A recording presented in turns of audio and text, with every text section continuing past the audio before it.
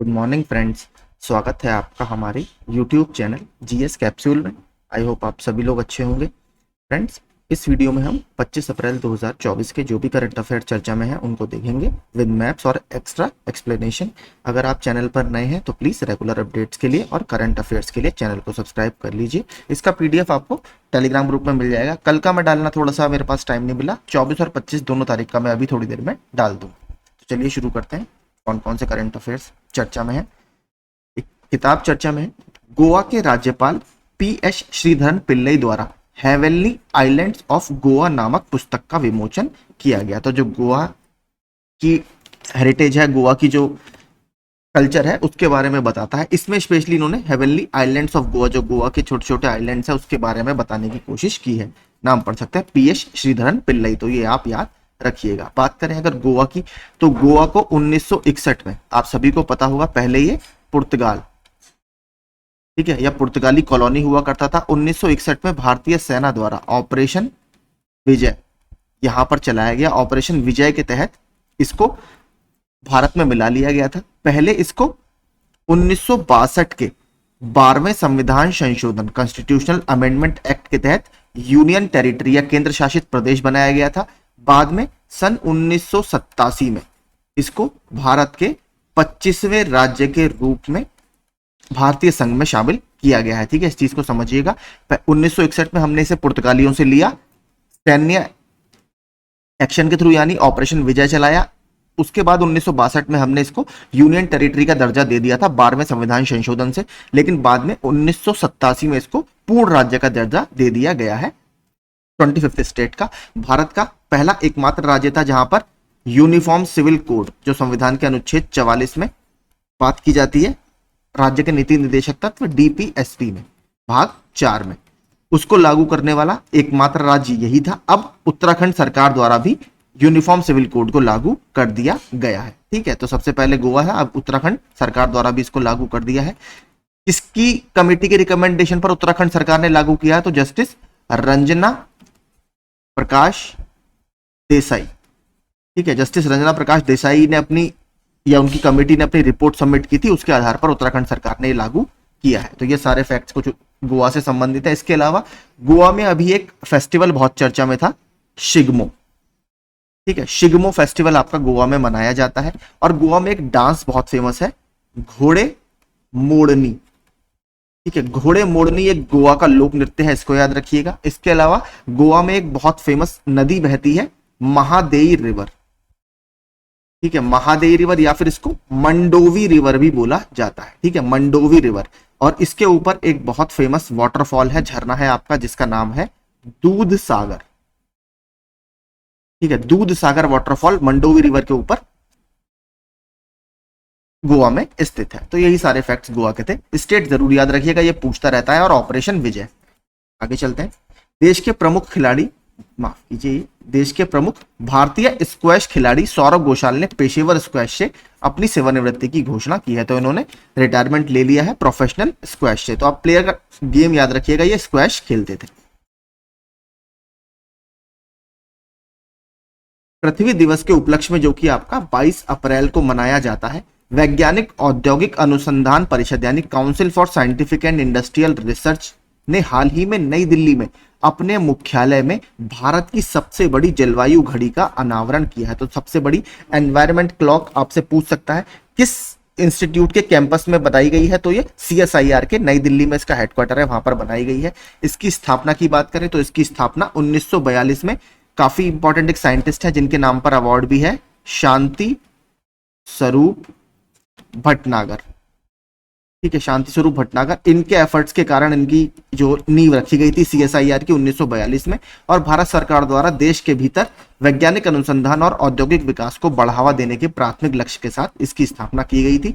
Headquarter वर्तमान में बात करें कहां पर है, नई दिल्ली में, जहां पर ये क्लाइमेट वॉच क्लॉक का आपका उद्घाटन किया गया है। और वर्तमान में इसकी डायरेक्टर जनरल कौन है, नल्ला तंबी कलाई सेल्वी। इसको याद रखिएगा, ये अभी तो नहीं बनी है, बहुत पहले चर्चा में था। ये सीएसआईआर की पहली महिला डायरेक्टर जनरल बनी थी जब ये अपने टाइम पे अपॉइंट हुई थी, तो इसको आप याद रखिएगा। इसके अलावा बात करें अगर इसका प्रेसिडेंट या अध्यक्ष कौन होता है, क्योंकि ये department of science and technology के अंतर्गत आता है, तो इसके जो प्रेसिडेंट होते हैं वो प्राइम मिनिस्टर होते हैं। ठीक है, डायरेक्टर जनरल नल्लाथंबी कलाई सेल्वी है। इसके अलावा CSIR देखिए एक वजह से और चर्चा में था, जम्मू कश्मीर में एक ये मिशन चला रहे हैं, अरोमा मिशन।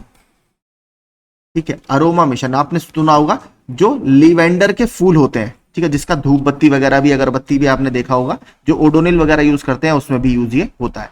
तो जो अरोमा मिशन है जम्मू कश्मीर में वो CSIR द्वारा ही चलाया गया है। ठीक है, तो CSIR का अरोमा मिशन, इसको आप याद रखिएगा। चलते हैं, भारत की गीता सबरवाल इंडोनेशिया में संयुक्त राष्ट्रीय रेजिडेंट समन्वयक के रूप में नियुक्त किया गया है। तो इंडोनेशिया में यूनाइटेड नेशंस का है, क्योंकि इंटरनेशनल बॉडीज एग्जाम में पूछता रहता है, तो यूनाइटेड नेशंस के रेजिडेंट कन्वेनर या रेजिडेंट कोऑर्डिनेटर के रूप में गीता सबरवाल जी को चुना गया है। इंडोनेशिया की अगर राजधानी की बात करें तो क्या है आपका, जकार्ता है। और जकार्ता में किसका हेडक्वार्टर है, जकार्ता में आपका आसियान का हेडक्वार्टर भी मौजूद है, इसको याद रखिएगा। इंडोनेशिया का एक अभी ज्वालामुखी चर्चा में था, माउंट रुआंग। माउंट रुआंग जो इंडोनेशिया का नॉर्थ सुलावेसी आइलैंड है, नॉर्थ सुलावेसी आइलैंड, वहां पर ये मौजूद है, इसको भी याद रखिए। इसके अलावा इंडोनेशिया एक वजह से और अभी करंट अफेयर्स में था, RBI ने, ये पूछा गया था कि RBI ने कौन से देश के साथ लोकल करेंसी में, लोकल करेंसी या स्थानीय मुद्राओं में, ठीक है, स्थानीय मुद्रा में लेन देन को बढ़ावा देने के लिए किस देश के बैंक के साथ टाई अप किया गया है। तो RBI ने बैंक ऑफ इंडोनेशिया के साथ लोकल करेंसी या स्थानीय मुद्राओं को प्रमोट करने के लिए एक समझौता किया है, इस वजह से भी ये चर्चा में था। और आपको पता होगा इंडोनेशिया वगैरह दो बहुत फेमस इसके आइलैंड है, एक है जावा, एक है सुमात्रा। यहां पर जावा पड़ता है, यहां पर सुमात्रा पड़ता है। इन दोनों के बीच में एक जल डमरू मध्य है जिसे बोला जाता है सुंडा स्ट्रेट या सुंडा जल डमरू मध्य। तो दोनों आइलैंड्स के बीच में ये स्थित है, जावा और सुमात्रा के बीच में। आगे चलते हैं, भारत में पंचायती राज व्यवस्था की स्थापना के उपलक्ष्य में प्रतिवर्ष 24 अप्रैल को राष्ट्रीय पंचायती राज दिवस मनाया जाता है। तो आपके यहाँ जब हमारे यहाँ 73वां और 74वां संविधान संशोधन आया था 1992 में, उसकी यादगार के रूप में 24 अप्रैल को नेशनल पंचायती राज डे मनाया जाता है, जिसके तहत आपके संविधान में दो शेड्यूल जोड़े गए थे, शेड्यूल 11 और शेड्यूल 12। शेड्यूल 11 में आपके पंचायती राज इंस्टीट्यूशन की बात की जाती है, 12 में म्यूनिसिपैलिटीज या अर्बन लोकल बॉडीज की बात की जाती है, जिसमें नगर निगम, नगर पालिका परिषद और नगर पंचायत आते हैं। बात करें शेड्यूल 11 की तो इसमें 29 सब्जेक्ट हैं और नगर पालिका वाले में 18 सब्जेक्ट टोटल विषय हैं। इसके तहत आपके state finance commission, state election commission, क्योंकि जो पंचायत के चुनाव कराता है वो स्टेट इलेक्शन कमीशन या राज्य निर्वाचन आयोग कराता है। ये पूछ लेता है कि इसके द्वारा कौन कौन से भाग जोड़े गए, तो भाग 9 और भाग 9 का इसके द्वारा जोड़े गए संविधान में। भाग 9 में पंचायत की बात है, भाग 9 का में म्यूनिसिपैलिटीज की बात है। और शेड्यूल कौन से जोड़े गए, अनुसूचियां 11वीं और 12वीं अनुसूची जोड़ी गई। टोटल सब्जेक्ट मैंने बता दिए, 11वीं में 29 है, 12वीं में 18 है। स्टेट फाइनेंस कमीशन की बात कौन से अनुच्छेद में की जाती है, 243I में। और स्टेट इलेक्शन कमीशन की बात किसमें की जाती है, 243K में। ठीक है, इसको याद रखिएगा, सारे प्रश्न आपके पूछे हुए हैं। भारत में सबसे पहले पंचायती राज व्यवस्था कहां पर आई थी, 1959 में राजस्थान के नागौर में। इससे संबंधित 4 समितियां आप सबने पढ़ी होंगी। बलवंत राय मेहता समिति है जो 1957 में बनी थी। फिर अशोक मेहता समिति है जो 1977 की है। इसके बाद आपका GVK राव समिति है और उसके बाद आपका LM सिंघवी समिति। ये 4 समितियां इससे बहुत फेमस हैं। ऑर्डर में लगाने के लिए आती रहती हैं, तो इसको याद रखिएगा। इसके अलावा देखिए एक बहुत इंपॉर्टेंट है आपका वॉयेजर कार्यक्रम। ठीक है, वॉयेजर जो प्रोग्राम था ये नासा का बहुत पुराना प्रोग्राम है, 1977 का। और आप देख लीजिए इसके तहत 1977 में 2 स्पेसक्राफ्ट छोड़े गए थे, वॉयेजर 1 और वॉयेजर 2। वॉयेजर 2 अभी भी काम कर रहा है और 2025 तक वो काम करता रहेगा। उसने अभी अभी कुछ इंपॉर्टेंट जानकारी कल या परसों में नासा के ग्राउंड कंट्रोल फैसिलिटी को भेजी थी, इस वजह से चर्चा में है। तो एक इंपॉर्टेंट क्या है आपका वॉयेजर प्रोग्राम, किस एजेंसी का प्रोग्राम है, तो नासा के द्वारा 1977 में 20 अगस्त को लॉन्च किया गया था।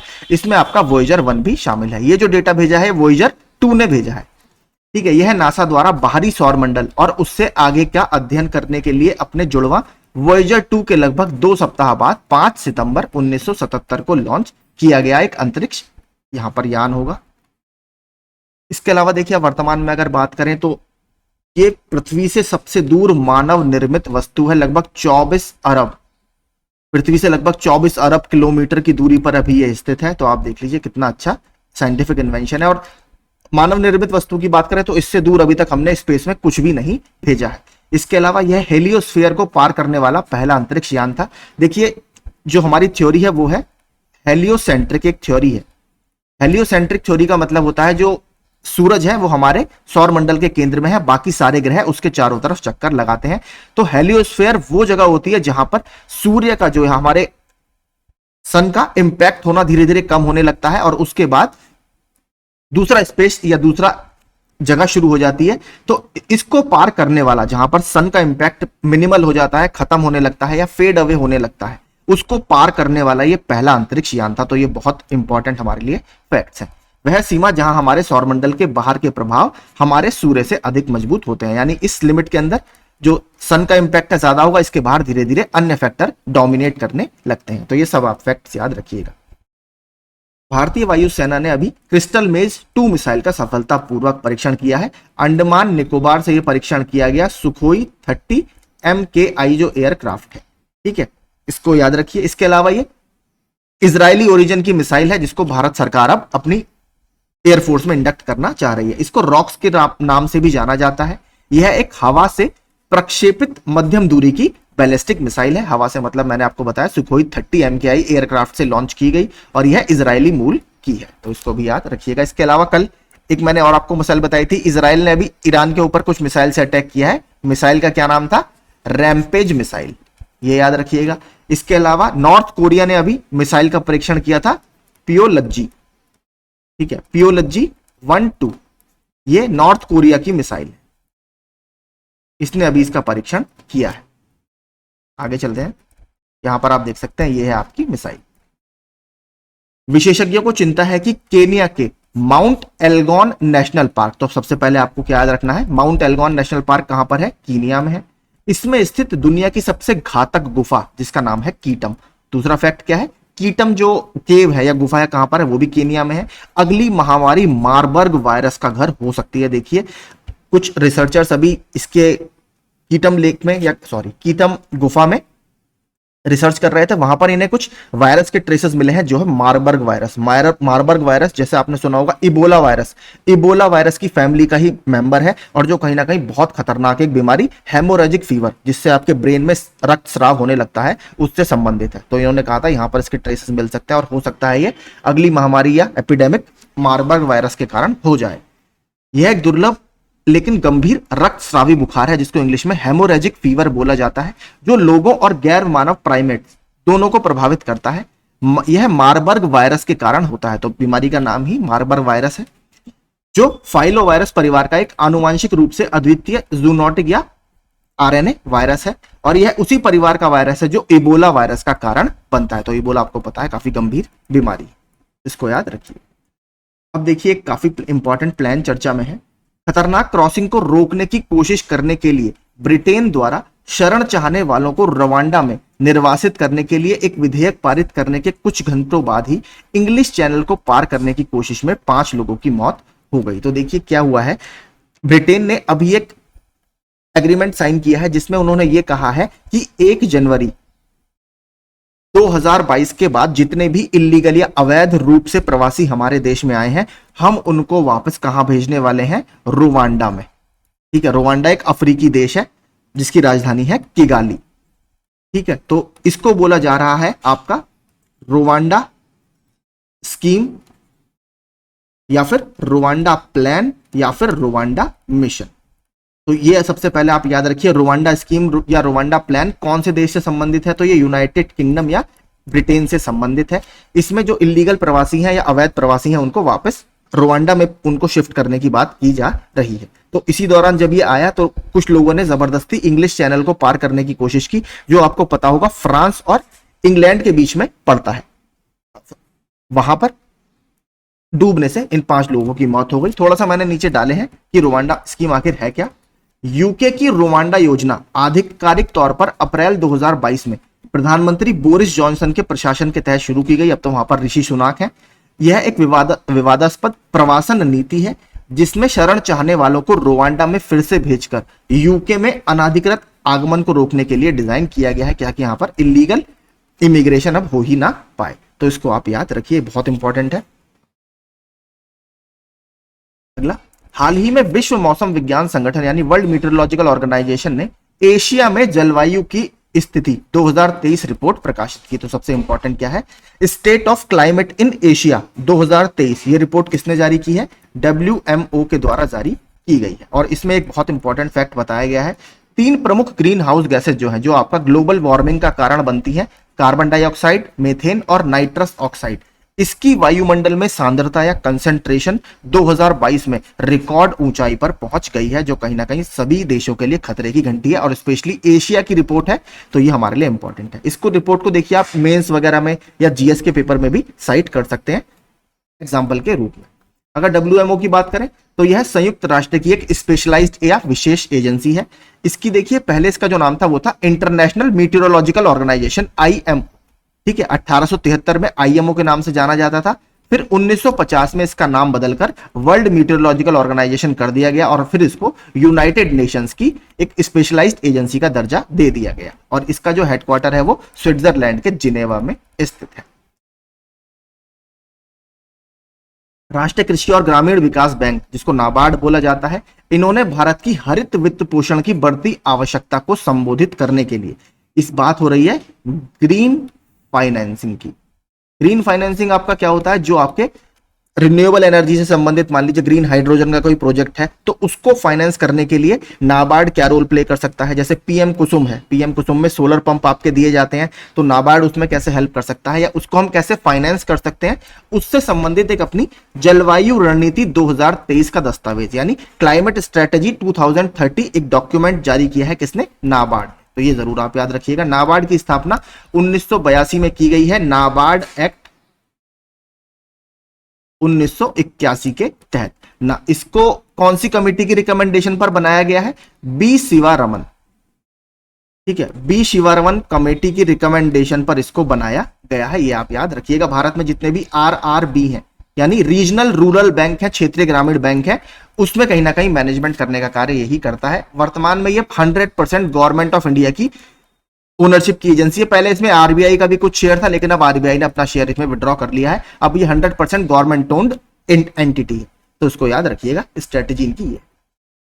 नोगार्नो कराबाख क्षेत्र पर कड़वे संघर्ष के बाद अर्मेनिया और अजरबैजान ने पहला सीमा चिन्ह यानी बाउंड्री मार्कर लगा दिया है। ये हमने डिटेल में कवर किया था, मैंने आपको बताया था ये अर्मेनिया और अजरबैजान के बीच का एक विवादित क्षेत्र है। ठीक है, और यहां पर इन्होंने अब शांति प्रक्रिया के तहत पहला बाउंड्री मार्कर लगा दिया है। थोड़ा सा देखिए, पहले USSR के सारे पार्ट थे ये, बाद में तो मैंने बताया आपको अलग अलग कारणों से इनके बीच में विवादित क्षेत्र है ये। अर्मेनिया अपना क्लेम करता है, अजरबैजान अपना क्लेम करता है इस एरिया में। अजरबैजान की जो कैपिटल है वो आपकी बाकू है, इसको याद रखिएगा, ये भी पूछ चुका है। और अर्मेनिया की है येरेवान। येरेवान अर्मेनिया की राजधानी है।